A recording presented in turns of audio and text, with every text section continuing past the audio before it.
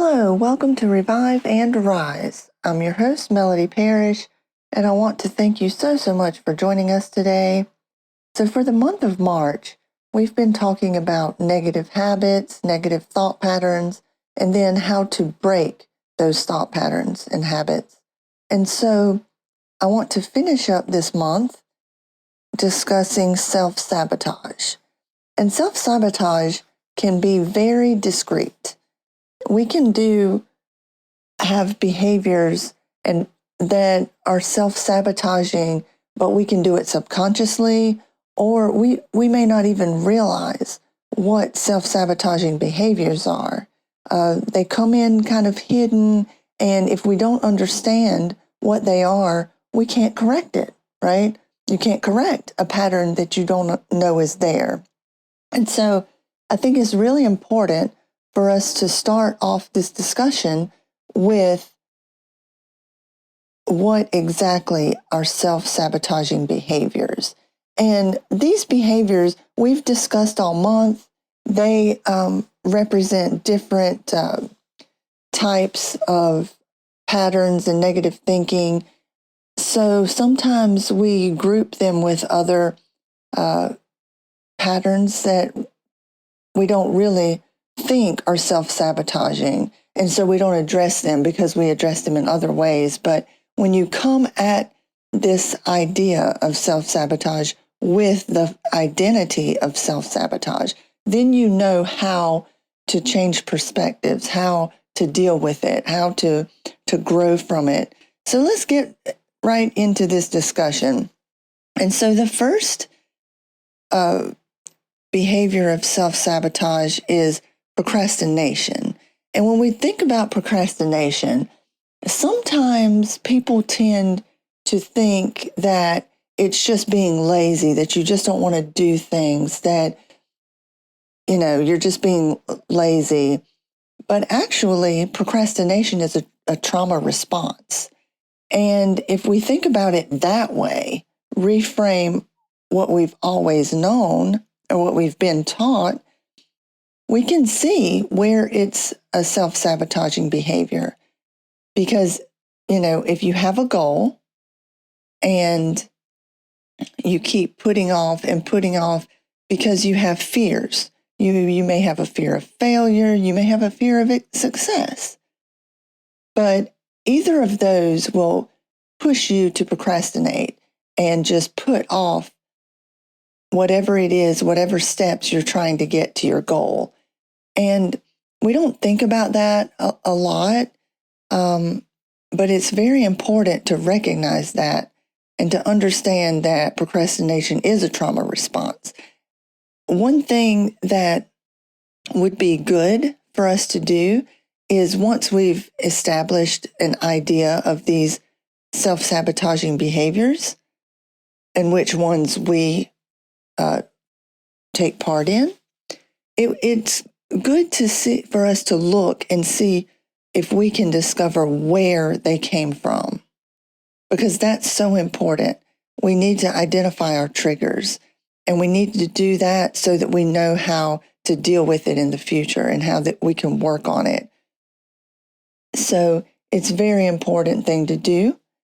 And the next behavior is negative self-talk. And we've been talking frequently about negative self-talk this entire month because it leads into so many other things. If you talk about yourself negatively and poorly, then it can lead into negative patterns. It can lead into negative habits that tie in to all the things we've been discussing. And negative self-talk, well, I feel like all of these things we do subconsciously, but negative self-talk is a big one, I think, and we don't realize we're doing it because just the self-talk idea and theory is hard for us to grasp. It's a hard concept for us to grasp. And so when you think about negative self-talk, it's what your mind is constantly saying to you. It's the way you think, it's the way you perceive the world, and it, again, is intertwined with the procrastination. You'll put off steps to your goal. And then when you realize that you've put it off, maybe you miss deadlines or maybe you miss steps in the pathway leading to your goal. When you do that, then comes the negative self-talk. Well, I'm a failure. I never do anything right. Why am I even bothering? What were you thinking? All those kinds of things. And so these patterns, they build on each other in that way. You may have one type of behavior. You may have 10 types of the self-sabotaging behavior. The next one is perfectionism. Excuse me. And perfectionism is a very dangerous behavior. We don't even realize we're doing it again. And it can be tied in to the others, right? If we have to get things perfect, if we have to have the steps to our goal perfect before we proceed, then that feeds into several things. It feeds into the procrastination because if it's not perfect, then I'm not going to bother doing it. Or if I try and do it and it's not perfect, then there goes the negative self-talk of how you can't do things. You're a failure. You're not good enough. And then we come to the next behavior, and it kind of ties back into the procrastination, and it will be avoiding challenges. So when you're along the way of the steps towards your goal, if it's not perfect, if you're procrastinating, you'll avoid it. And avoidance is a big deal as far as our mental health. It can be a trauma response too. You see something that seems difficult, you see something that's going to take a lot of work, you don't think you can accomplish it. You don't think that you can do it properly. And so you'll just avoid it.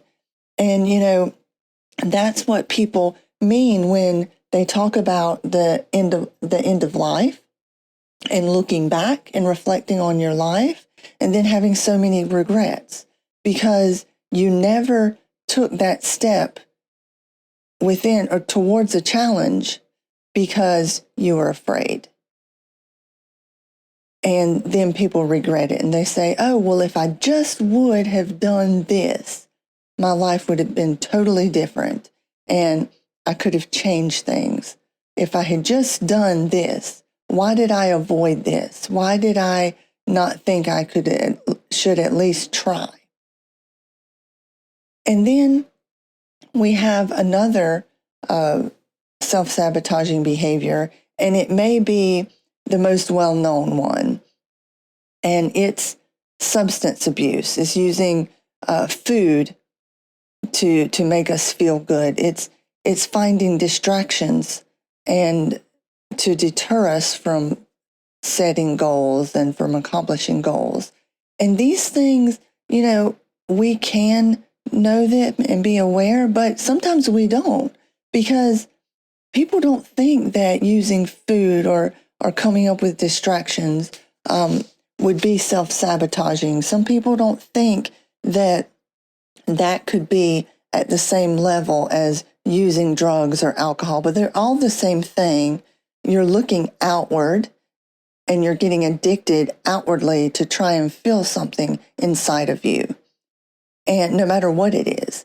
And I always said that food addiction is by far the worst and the hardest because you have to eat to live. No matter what, you have to feed your body to live. And so you can't stop doing that. You could stop using drugs or using alcohol. You could stop distracting yourself. Just you can do alternative things to prevent those kind of things, but you can't do alternative things to eating. That's something that you have to do. And that's a big thing. we don't think, and it comes in so softly. You can say, oh, well, I've had a hard day. I just need something. I'm going to have some kind of comfort food. And before long, you need that comfort. And so you keep eating, keep eating, keep eating. And now you've overeaten. And, the next time that just makes your brain think, if I have food, the next time that I have a struggle or, find myself in this situation, all I have to do is eat. And it gives you that instant gratification, but that instant gratification and that comfort is short-lived. And then you have to feed it again. And that can become like a vicious cycle. So we have those things. And the last one that I wanted to talk about is pushing people away or creating a conflict. Those are self-sabotaging too, because we all need relationships.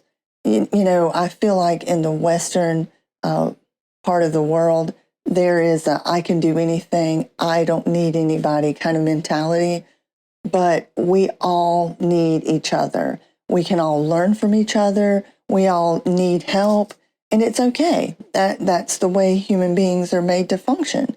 That's within our genes, within our body, and there's nothing wrong with that. Actually, it's a beautiful thing when you see a community of people working together in different ways. You have coworkers, you have friends, you have family, you have loved ones, you have strangers. And, when we all come together and take our part and love each other and do what's necessary to make our communities, our individuals, stronger and more secure and comfortable, then it's a beautiful thing, and the community is so much stronger. And I love to see that and to see people help. That's why, the protests in Minneapolis are so amazing. I hate that they're having to occur. It's terrible that they're having to occur, and that we're still fighting these ideas, of racism and of violence. But it's wonderful to see the community come together and support each other, everyone. And the way they're working together and the way they love each other is just amazing. And so why we have to think, okay, once we've identified these self-sabotaging behaviors, why are we doing that? What makes us immediately react to something and bring up this behavior to do it? Why? Because we were taught. A lot of things, people don't realize that a lot of things come from childhood. And I guess going through my EMDR therapy and talking to my therapist, I've come to understand that a lot of things that have driven my behaviors for so long have occurred in my childhood, has been instilled in me and taught to me in my childhood from various things, various people around me, and various ideas. And it's important for us to realize that and to understand that, to identify those times and those events, and to identify those things that have been taught to us so that we can unlearn them. And trust me, unlearning is so much harder than learning. I feel like you can learn a new thing so easily, but undoing these thought patterns and undoing these things that we learned so long ago that just become so natural to us, that is by far the most difficult of all of them. And that's the thing, right? They become natural to us. And so we subconsciously do it. We don't even realize we're doing these things. And I remember when I first heard the idea, I never even thought about me sabotaging myself throughout my life and in various instances. and points in my life. I never thought about that. And sometimes you just don't think about things. Sometimes you don't realize things. And it's very important to understand. And you'll see it sometimes just with the easiest thing or the smallest thing will trigger an idea that, or an aha moment that, oh, wait, I've been doing this for my entire life and I've been sabotaging my life. And I need to undo this behavior. So when we talk about those kinds of things, I feel like it's one thing that we learn as a child to protect ourselves, right? It's just a way to protect ourselves, and we learn it that way, and so that's what we do during our childhood. But as we grow into adults, those self-protecting things that we do aren't the same. They're no longer positive. They become negative because we've changed, right? We're no longer children, we're adults. And it's very important to make that transition. And if you don't know that those things are there, then you can't make that transition. And you bring those ideas from childhood into adulthood, and those patterns from childhood into adulthood, they no longer work. They don't protect you. Instead, they harm you. And it's very important for us to realize that. And, these things happen because mostly I feel like fear is a big chunk of our problem. I always said that I wasn't afraid of things. I didn't have fear of different things or different situations. I've been in such difficult situations in my life that I was like, there's no way I'm afraid of this because I've already combated this. But the truth be known, I was subconsciously afraid of a lot of things, and I didn't realize it. We have the fear of failure. And I understood that in a way because I never wanted to fail. But you don't think about there's also the fear of success. There's also the fear of success, and those kind of are intertwined. You don't have one or the other, you have both. And for instance, with the fear of success, a lot of times we can be successful, but surrounded by unsuccessful people. And because of that, we don't want to recognize our accomplishments. We don't want to recognize what we have done that is good. And the reason we don't want to recognize that is because we've been taught that that's bragging, or that is trying to put ourselves above other individuals that are not as successful. And we tend to feel like people won't be happy for us. Let me make this statement very clear. If you are surrounded by people that do not acknowledge, recognize your accomplishments, and be happy for you because you've accomplished so many positive things, then you do not need to be around those people. That is hard for me to say because I'm still around those people, but I'm trying my best to break those connections and to set boundaries. We've talked earlier in previous episodes of setting boundaries, and I have some very strong boundaries within my life with these individuals, but I haven't completely left them. So you can do that as well. The choice is yours. But the important thing is to understand that if people are viewing your successes negatively and saying that you're bragging about it, or that you're rubbing their face into their unsuccess, then they have a lot of mental work to do, because that's not that's not healthy. They have to realize and take accountability for the negative decisions they've made. And you need to celebrate the positive decisions that you've made that have brought you to your goals and to your accomplishments. And I feel like it's very important for us to recognize those accomplishments because it builds our self-esteem, and it builds a way to push us forward and to push us to grow.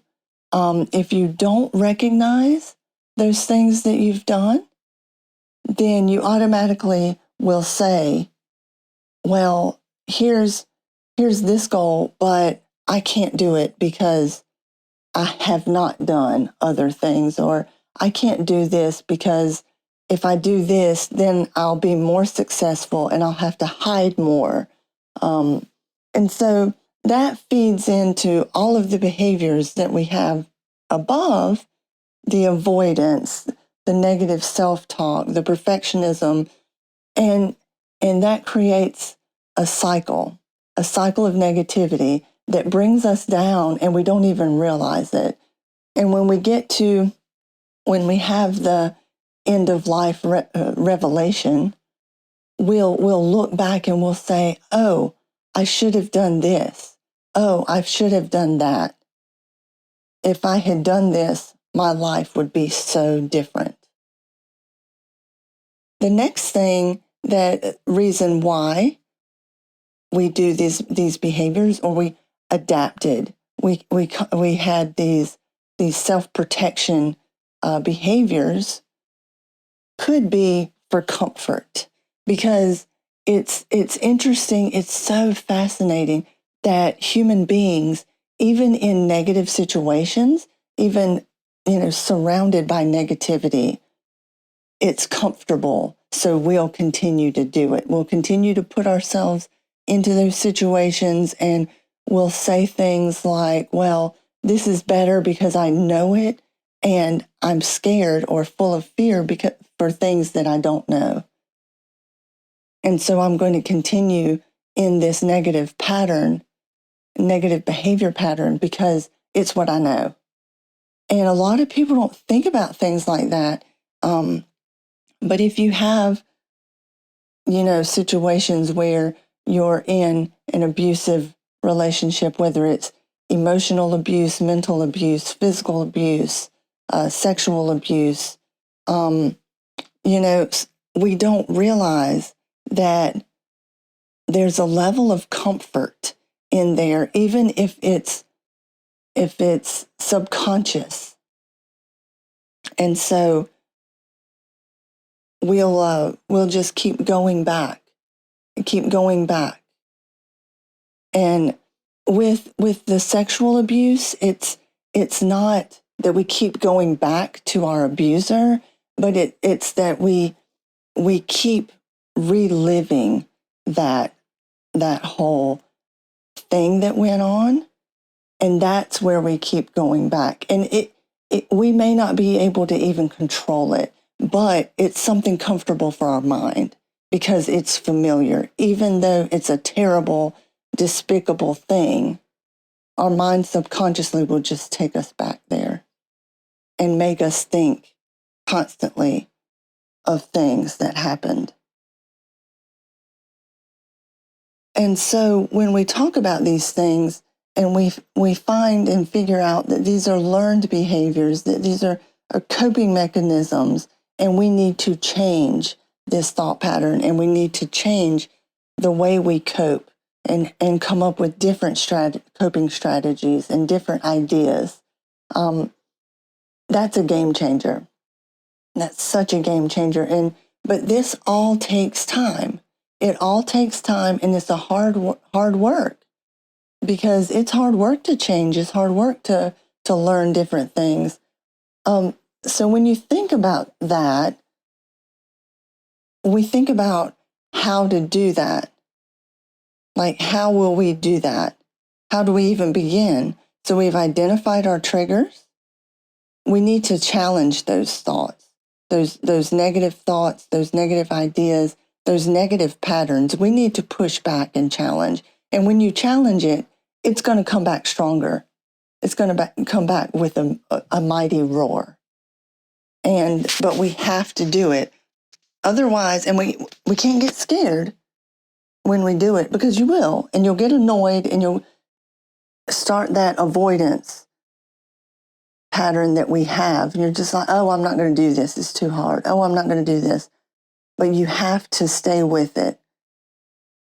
You have to do it, and you have to sit in the shit. That's me and my therapist talk about that all the time. And that's our thing. When something difficult comes up, one of us will say, you just have to sit in the shit. And it's uncomfortable, but you have to do it, because you can't just avoid it and push it away and decide not to do it, because then there's going to be nothing positive or no change that's going to happen. Also, you need to set achievable goals. You can't want to go 0 to 100. Small steps still walk miles, even if you do it one step at a time. You cannot just start one place and end up a mile away.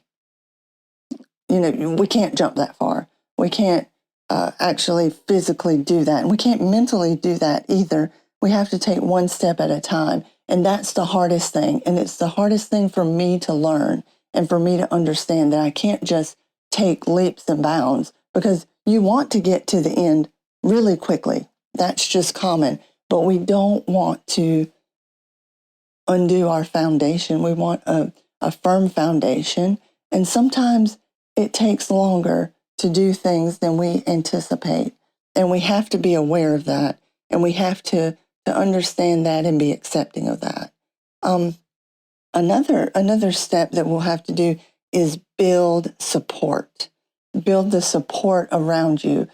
I just talked about how you don't want people that see your successes negatively around you. And that's true. And that you need to build support with those that encourage you, with those that support you, with those people that'll help you along your journey. It's so important. Remember, we need people. We need each other. And so that support network, it doesn't have to be big. It can be one individual. It can be multiple individuals, but you need to create those strong bonds. We also need to practice self-compassion. This is definitely a difficult one for me, because I've never had compassion for myself, just like I've never really loved myself. Self-love is so important, and for you to support yourself and just understand these things. And I'll talk about my experiences in a moment, but we can't move forward if we don't have compassion for ourselves, if we don't have self-love for ourselves, because we'll be stuck. We'll be stuck in that negative thinking pattern, that negative self-talk, and then comes the procrastination, the avoidance, the addiction. It all is a full circle. And so when we talk about these things, I can share with you my experiences and the things that I've learned. I can also share what's worked for me, and hopefully this will help you. It'll help you maybe feel validated, feel seen, feel heard. Maybe you will say, oh, I'm not the only one. Oh, I understand. Oh, okay. Well, maybe I can try that. There's so many techniques and so many strategies out there. I've named a few. If you can try those, if those don't work, then please seek professional help. I can't stress enough going to therapy, going to counseling, just to see a different perspective of your situation, an unbiased perspective, is priceless. And I know there's a lot of stigma around it, but if you just take that first step in going, it will be so worth it. It will change your life, and I can't express that enough. So when I talk about my experiences, when I went to EMDR therapy, it brought up a lot of things, and it all went back to my childhood and things that I've learned, because you have to start there. If you're going to unlearn things, you have to start with where you learned them. And I was told things like, to acknowledge a success was a form of conceit.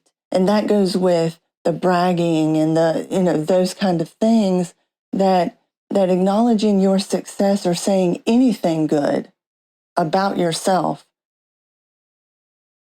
said you were conceited, and said you thought a lot of yourself, and you were trying to rub everybody else's face in it, and nobody wanted to be around those people.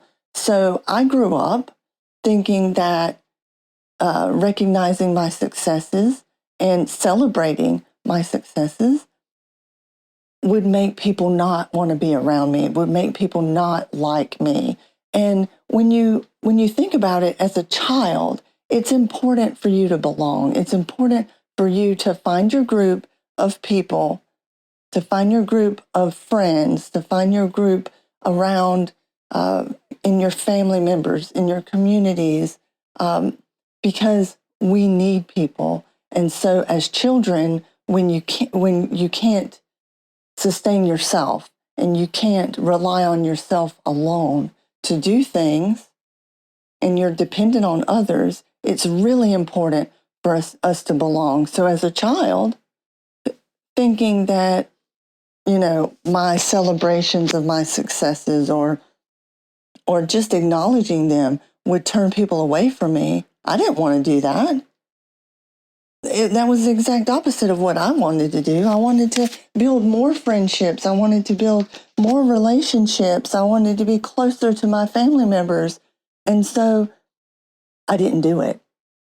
If somebody gave me a compliment, if somebody pointed out something, my immediate response was, no, that's not true.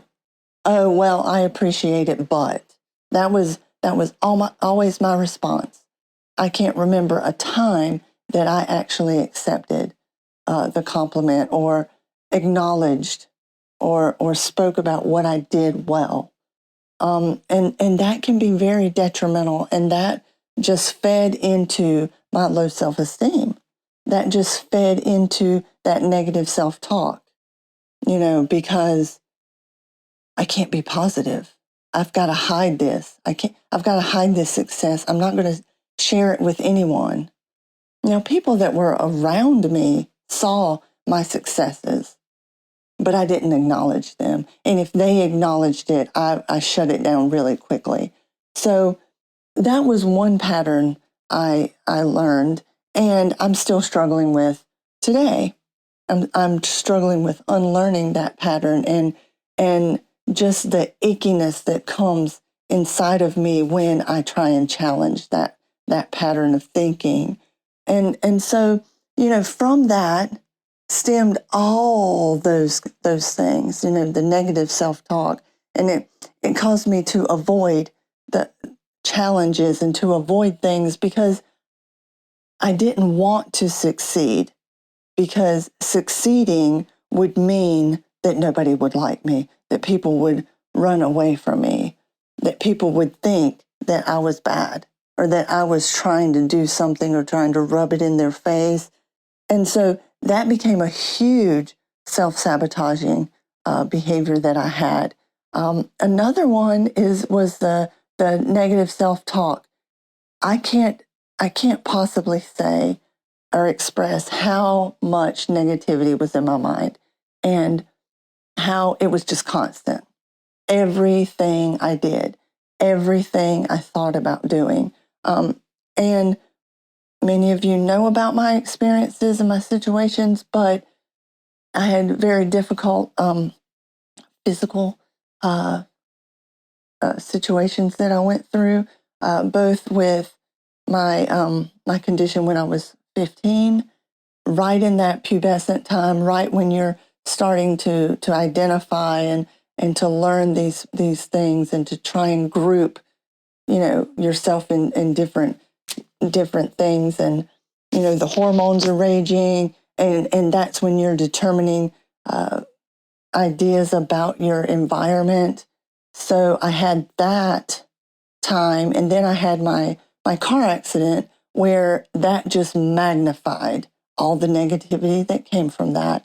And I always felt like I was broken. I always felt like there was something wrong with me. I always felt like I couldn't do things because the idea of brokenness is, very, very basic. If something's broken, it can't function how it was supposed to function. Like, for example, if you have a stick has many, many functions, but if that stick becomes broken, it will not function in any way, the way that it was designed to function, or the way that we've used it to function. So that's an example.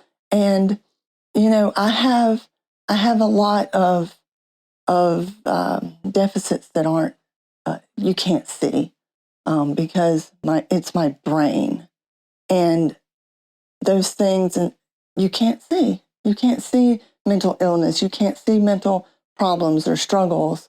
So I would hide those for other reasons.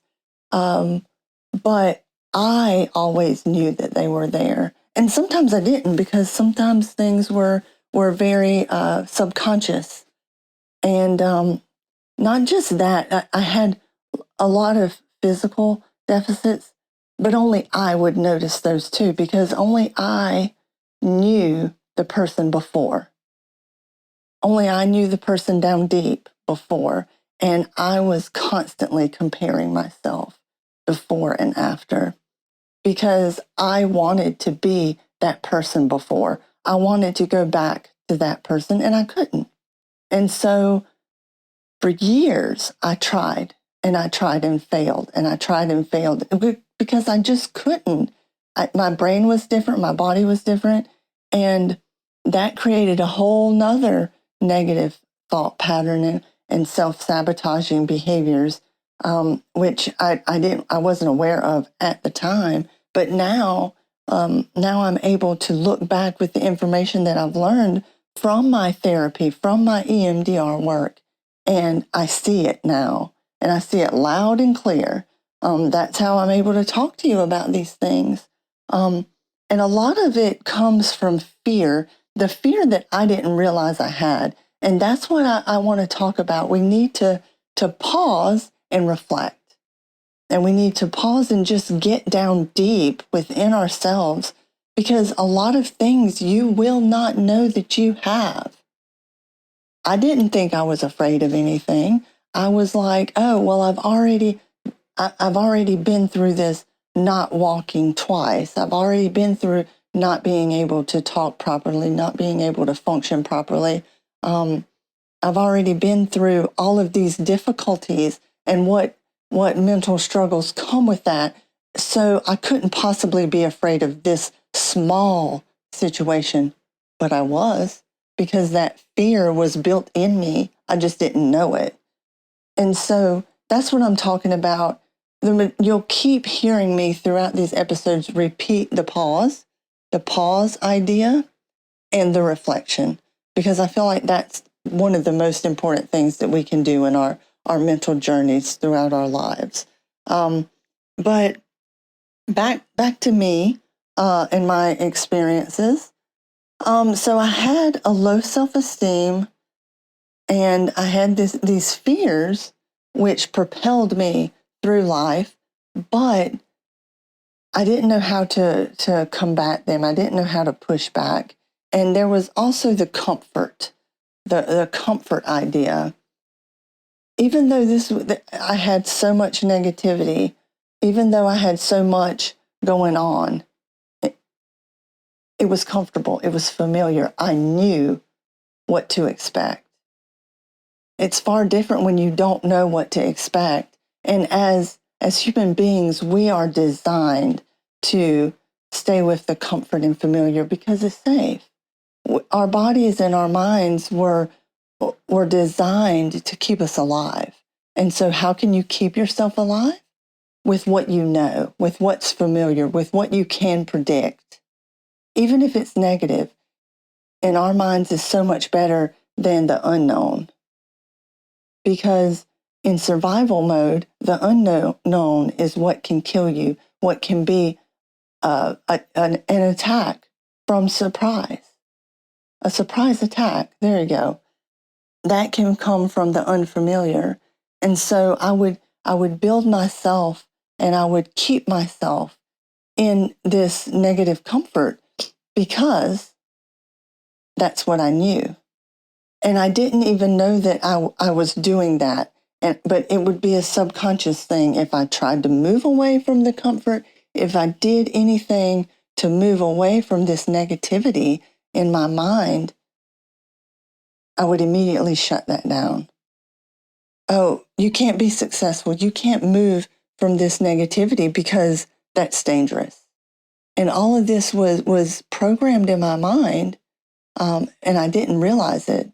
And I constantly did it over and over and over. And those kind of things that you discover about yourself when you pause and reflect, those are important things because then you don't want to get to the end of your life and realize those things and say, well, I should have, woulda, coulda kind of thing. You would rather do that as soon as possible, learn that and discover that about yourself so that you can unlearn these things, so that you can challenge these things. But that right there kept me locked into this negative thought patterns because, and avoidance and procrastination. I would try and put off things. I would try and avoid things because in my mind I was broken and I couldn't do it. Now, I have my own views about those kinds of things, and I won't get into those now because that's another topic and that's a deep topic. But coming from a person that has experienced that and reflected on that many times, I do have a new idea about those things, and I'll share that in future episodes because I think discussing those things and just for people to see a different perspective is very important. And you don't have to agree with anything I say on this podcast, but just be open to listening to a different perspective. I don't always think I'm right. I know I'm not always right, but it's a different perspective for you to see and for you to hear and for you to learn. And we have to be open to different perspectives so that we can learn. We can understand what works for us and we can understand what doesn't work for us, right? Nobody's completely right all the time. Life doesn't work that way. And many times, several perspectives are needed and several perspectives are correct. And that's the way. When we talk about the idea of the comfort, going back to that and going back to the familiar, I was talking to a friend, it's been several years ago, that was that was talking about her negative self-talk and the ideas that constantly ran through her mind that were negative. And she said that when she stopped that negative talk, it was quiet in her mind because she didn't know any positive self-talk or any way to think positively about herself. And so her mind was just blank and she could hardly deal with the quiet that was in her mind. And because, you think about wanting to be in the familiar and in that comfort. And yeah, you do get, and I experienced that as well. When that quietness came, I didn't know what to do either, just like my friend didn't. But in her case, she moved forward. In my case, I went back. I regressed and I said, ooh, I don't like this. I'm going to go back to what I know. And then that negative self-talk began again. Not as strong, but again. And so I've had several of those experiences, and I feel like lots of people have those experiences. And some of it, it is self-sabotaging, and some of it, is subconscious. But as soon as we recognize that's how you change these patterns, that's how you learn to do different things and unlearn different patterns, is because you recognize it and you can immediately push back. You can immediately say the opposite or offer a different perspective to yourself. And that's where the recognizing comes. Because again, you cannot change something that's a negative thing if you don't recognize it. You can't fix a problem that you don't know is there. And that's so important. And you'll hear me constantly saying that and repeating that. I find, with my head injury, I definitely need things repeated over and over and over. And I need to listen to it over and over and over. But I feel like all of us do, right? All of us need to hear things over again. Maybe maybe to different extents, but still, it's just ingrained in us. That's how we were made. That's how human beings are. So I want to end this episode with the opposite perspective of self-love. I think it's very important. I don't fully understand it. But I'm come a long way, because I didn't understand it at all when I started this journey. So my therapist told me, she's like, you need to practice self-care. You need to practice self-love. You need to start doing things for yourself and not just others, because I have no problem whatsoever doing something for other people. And I will twist myself and bend over backwards for another individual, but not myself. And I still struggle with that today. I'm on this journey. I don't fully know what self-love is. I don't fully know what self-compassion or what self-care is, but I'm learning. And that's the first step. You have to learn. You start out small and take those little steps, because small change creates huge gains, right? So in my case, when my therapist started talking about self-care, self-care practices that show self-love, I was like, we would have our session, and her first question's always, what did you do for yourself? What does your self-care look like this week? Because I meet weekly with her. And I'm like, oh, well, I decided to take myself here. I decided to get myself a good meal. I decided to treat myself to this. And, I was saying all those things. And to me, that was self-love. That was self-care. And it took me a while before I realized that those are self-love, that is self-care, but we just need to go deeper, because at that point, I was looking externally. I was looking externally to love myself. I was looking externally to care for myself, externally to find different things to maybe make myself feel good, to maybe love myself. But I feel like you need to go deeper. I feel like everything that helps us learn about ourselves, everything that we need to face our struggles, everything that we need to understand ourselves, to love ourselves, to be compassionate to ourselves, is within us. We have everything that we need within us. We just haven't discovered it yet. And so then I began to learn that self-love was making time for yourself, or finding and having the discipline to create things for yourself, like going to the gym or meditating or doing the pause, having the pause and reflection time, journaling, but doing something within yourself, tapping into what you need to refuel, what you need to recharge yourself. Those are self-love actions. If you need to go and take a walk, even around the block, or go hiking in the mountains, or whatever you need, walk to the ocean and just, listen to the waves and listen to the ocean, things like that. Or if you need to just put on, well, it's not put on a CD. Now it's go to a website and listen to different music or different sounds, or whatever you may need to fill your soul. That's what self-love is.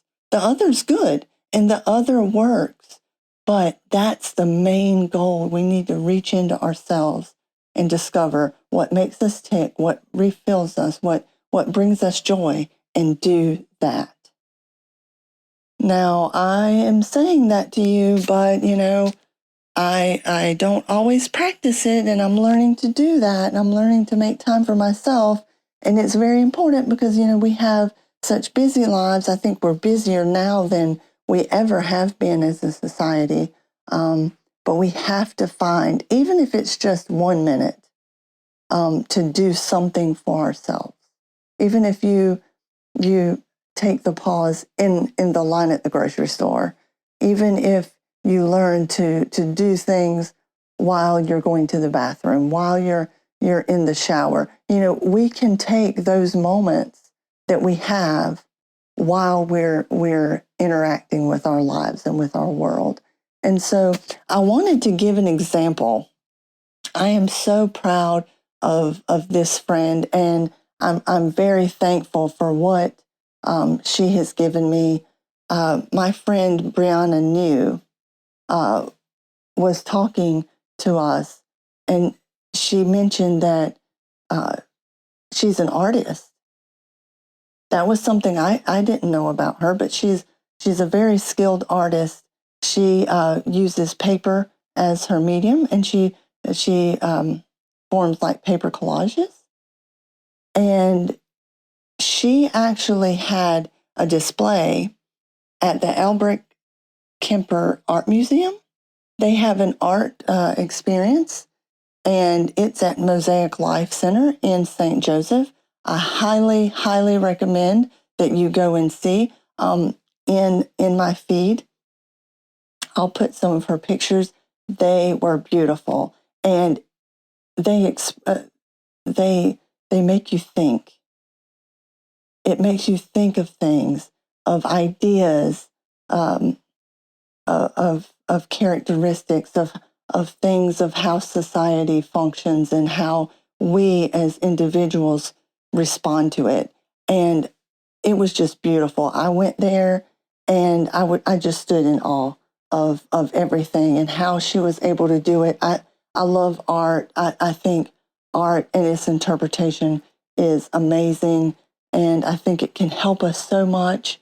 But Brianna is so talented, and the way that she worked and the way that she expressed both her emotions, her ideas, her thoughts was such a beautiful thing. And it was so creative, the medium. I had never heard or thought about paper collage. It was so amazing how she got those little pieces of paper and then put them together to express herself and her ideas. But my point is, in all of this, is that I watched her. I watched her as she talked about this, as she spoke about this. I watched the joy come over her face and the proudness, the pride that she had in her work. And the main thing one thing that she said, and it brought together the main thing of all of this, and the reason that I'm telling you this, is because she said, it has always been my dream to have my art in an art gallery. And when she said that, and I saw the joy that came over her face when she said that, I was like, what an expression of self-love. You love yourself enough to bring forward things. And art is a vulnerability. Art is a vulnerability because it may be perceived in a positive way. It may be perceived in a negative way, but you're willing to take that chance. And you're willing to listen to how other people perceive your work, your emotions, your ideas. And that's it. That's a perfect example of self-love. And immediately when she said that, in my mind came the words, love yourself enough to dare to dream. She had this dream and she let herself be able to work to that goal. And I don't know how long it took. I don't know the journey that she had to get to that goal and to get to that self-acceptance, to get to that self-love. But that's the thing, right? We have to love ourselves enough to dare to dream.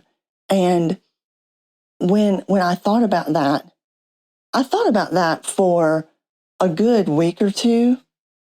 And that whole interaction that we had with the idea and the joy and the work that it took to accomplish that goal. And I thought about that. And then I reflected on myself. And I said, you know what? I haven't done that.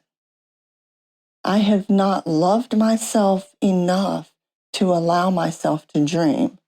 And when I explored that whole idea, it came with self-sabotage and all of these behaviors that I've just listed to you. And I was like, oh, there was a big aha moment. And I was like, I need to course correct and change my perspective on these things. And, you know, when my mind comes at me with, oh, you're not good enough, or, oh, I'm not going to do that because that's too hard, or things like that, I need to push back and say, even if it's saying, okay, I'm good enough to do this, or I'm good enough to do that. And they may be little things, but eventually you get to the big thing. Like Brianna, she didn't just make these art pieces and they immediately go into the art gallery, right? Because that would be very, very difficult, and that doesn't happen to the majority of society. But she worked at it. She made these art pieces, and she had confidence in her work. She had confidence in herself, and she loved herself. And I don't know whether she got, whether she, requested for it to be in art galleries. Maybe she did, and maybe she got turned down, or maybe she got looked over, but she still continued to try. She still loved herself enough to think and dream that her art would be seen by the world one day. And I think that is amazing. That is something that I will hold with me for the rest of my life. It'll be an example. It'll be a way that will encourage me along my journey. So I wanted to leave you with that idea because, that was one of those aha things. Love yourself enough to dare to dream. Love yourself enough to allow yourself to dream. Love yourself enough to have confidence in yourself that you can accomplish your dream.